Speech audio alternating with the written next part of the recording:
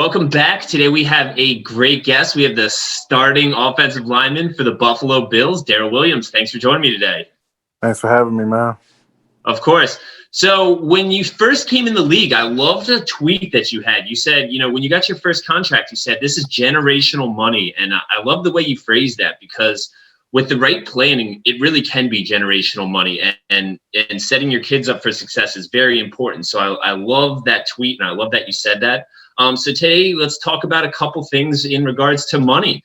So from talking to other players, whether it be on your last team, the Panthers, or on the Bills now, what is the biggest area related to finance that you and other players are curious about?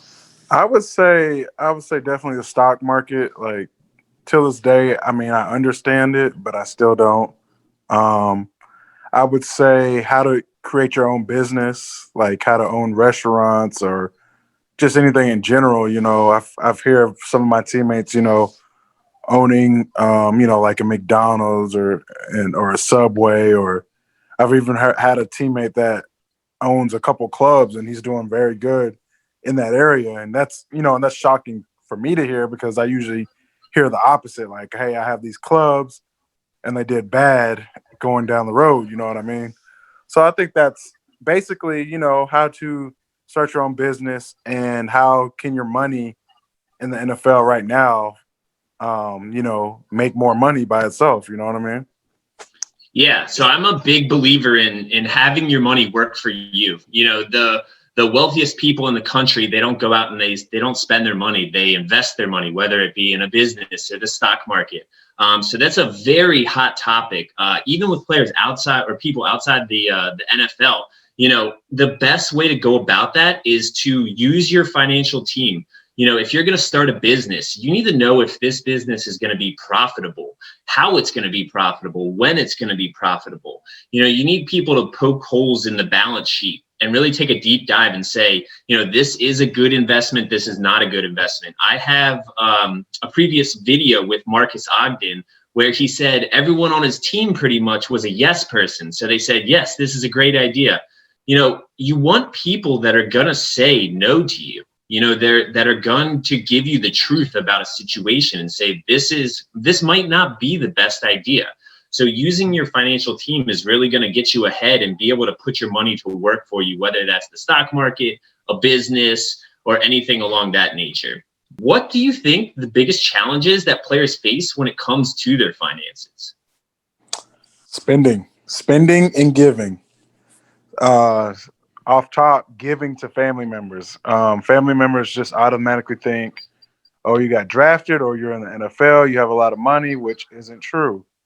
And, I feel like people of color, people like African Americans, we come from, I would say, our families, most of our families don't do so well growing up. And, the mom is the only parent. We come from a lot of only one parent homes. My dad was only in my life till I was like 14, 15 years old, and he really wasn't a good dad. So, I feel like as players, we always feel like we need to help out our mom, help out our families. If I make it, they make it, and, to an extent, it can't always be like that. This is, reality, as fast as you get that money, as fast as it can be gone, you know what I mean? So I think players need to understand that you don't always have to be a yes man and give to, your loved ones, because at the end of the day, this is the real world and you need to take care of yourself. You know what I mean? And the better you take care of yourself, the better you can help your mom or whoever it is, financially. So. Yeah, I totally agree. You're either successful together or you fail together. And taking care of yourself is definitely the most important thing. Because if you're successful, that success will trickle down. It will pass on. Because you hear so many stories about, people giving tons of money to their friends and their family. And I mean, I totally get it. They've been with you since the beginning. They're there for you. So you almost feel obligated to help them. And that's what plays back into that, having a team that has, at least a couple people that are no people on there, because they're going to put things in perspective, and they are going to be looking out for you first and not everybody else. You know, the main goal, especially as a financial advisor, is you as my client, I take care of you first. Everyone else is secondary. I make whatever the best decisions are that are in your best interest. So I really like the way you put that, and I think that's some great advice. So what do you think sets apart the players that leave the league successful and the ones that don't? First, I mean, obviously they're great players for the most part. I think secondly, they get it. You know what I mean? Like what I said, the NFL is a business. So I feel like the players that leave successfully treat it as a business. You know, they take care of their bodies. They put their head down and run and just keep running because the season's very long. Like I said, the NFL is a business, so the contracts come into play. You got to have a great team behind you, a great agent, a great financial advisor. I mean, they just handle business, man. I've seen it a lot through my 6 years of the NFL, and I've seen, the other side of it where people don't take care of their business. So, like I said, the NFL is a business.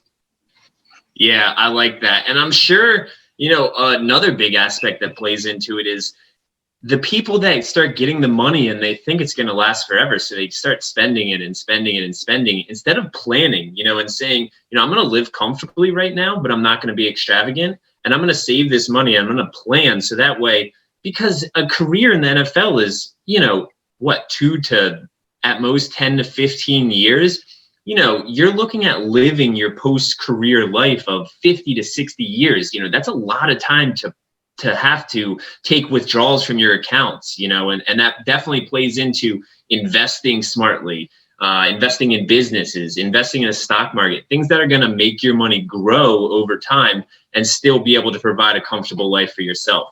So I think that's big, the spending, the NFL as a business, that's great advice. And something, that the younger players should take note of is how you're phrasing this and how you're looking at this, because I know you are successful yourself and you want to have a comfortable future, and you will have a comfortable future because you planned correctly. So I think, the planning aspect can really come into play here. And lastly, what is a piece of advice you would give your past self, if you were coming into the league again, knowing what you know now?